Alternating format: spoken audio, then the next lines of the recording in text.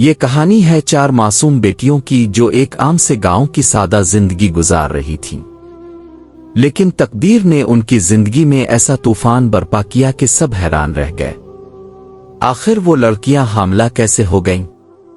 یہ سوال گاؤں کے ہر فرد کی زبان پر تھا۔ کیا یہ ان کی اپنی غلطی تھی یا کسی کی خطرناک سازش؟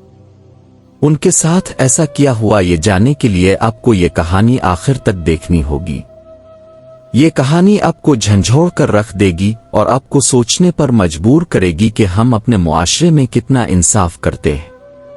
یہ کہانی ایک چھوٹے سے گاؤں نور پور کی ہے۔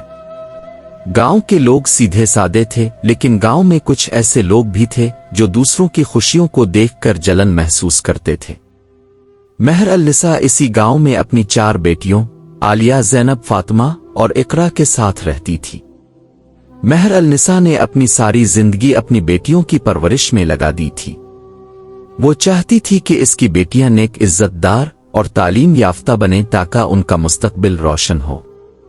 مہر النساء ایک سخت محنتی خاتون تھی۔ وہ سلائی اور کڑھائی کا کام کرتی اور اسی آمدنی سے اپنی بیٹیوں کو پالتی۔ اس نے اپنی بیٹیوں کو ہمیشہ نیک راستے پر چلنے کی تعلیم دی۔ وہ کہتی، بیٹیاں گھر کی عزت ہوتی ہیں، تمہیں ہمیشہ اپنے کردار کی حفاظت کرنی چاہیے۔ 4 بیٹیاں بھی اپنی ماں کی بات مانتی تھیں اور کبھی کسی کو شکایت کا موقع نہیں دیتی تھیں۔ وہ دن بھر اپنے کاموں میں مصروف رہتیں اور ماں کی مدد کرتیں۔ ایک ناپاک سازش کا آغاز۔ گاؤں میں ایک شخص قاسم رہتا تھا جو اپنے شیطانی اعمال کے لیے مشہور تھا۔ قاسم ظاہری طور پر ایک ہمدرد اور نیک آدمی کا لبادہ اوڑے ہوئے تھا، لیکن حقیقت میں وہ ایک خطرناک شخص تھا۔ وہ جادو ٹونے اور شیطانی عمل کے ذریعے لوگوں کی زندگیوں میں تباہی لانے کا ماہر تھا۔ قاسم نے مہر النساء کی بیٹیوں پر نظر جما لی۔ ان کی خوبصورتی اور معصومیت اس کے لیے ناقابل برداشت تھی۔ وہ چاہتا تھا کہ ان کی عزت خاک میں ملا دے تاکہ لوگ ان سے نفرت کریں اور ان کا خاندان بدنام ہو جائے۔ قاسم نے اپنی چالاکی سے ان بیٹیوں کو ایک منصوبے میں پھنسانے کا فیصلہ کیا۔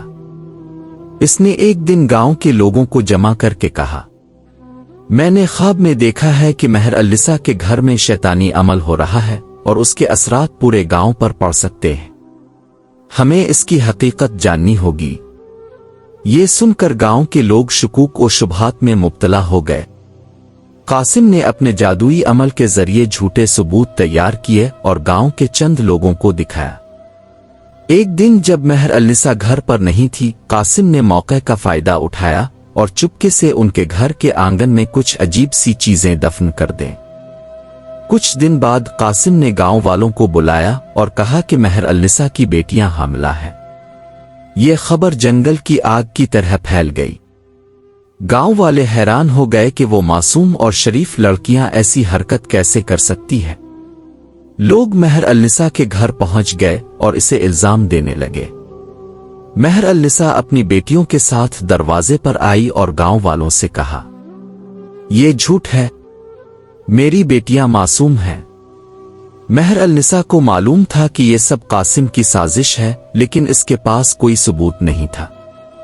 اس نے اپنی بیٹیوں سے پوچھا اور بیٹیوں نے روتے ہوئے کہا، ماں ہم نے کچھ بھی غلط نہیں کیا، ہمیں نہیں پتہ کہ یہ سب کیسے ہوا۔ ماں نے اپنی بیٹیوں کا یقین کیا اور اللہ سے مدد کی دعا کی۔ مہر النساء نے گاؤں کے ایک عالم دین مولانا عبدالحکیم سے رجوع کیا۔ انہوں نے کہا، یہ وقت صبر کا ہے، لیکن ہمیں حقائق کا پتہ لگانا ہوگا۔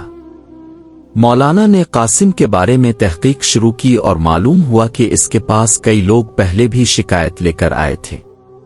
وہ لوگوں کی زندگیوں کو برباد کرنے کے لیے جادوئی عمل کرتا تھا۔ مولانا نے گاؤں والوں کو قاسم کی حقیقت بتانے کا فیصلہ کیا۔ انہوں نے گاؤں کے تمام لوگوں کو مسجد میں بلایا اور قاسم کو بھی دعوت دی۔ قاسم کے آتے ہی مولانا نے کہا، قاسم اگر تم سچے ہو تو قرآن پر ہاتھ رکھ کر قسم کھاؤ کہ یہ سب تمہارا کیا دھرا نہیں ہے۔ قاسم کا چہرہ زرد ہو گیا۔ اس نے قرآن کو ہاتھ لگانے سے انکار کر دیا۔ جب گاؤں والوں نے دباؤ ڈالا تو قاسم نے اعتراف کر لیا کہ یہ سب اس کی سازش تھی۔ قاسم کو گاؤں سے نکال دیا گیا اور مہر النساء کی بیٹیوں کی بے گناہی ثابت ہو گئی۔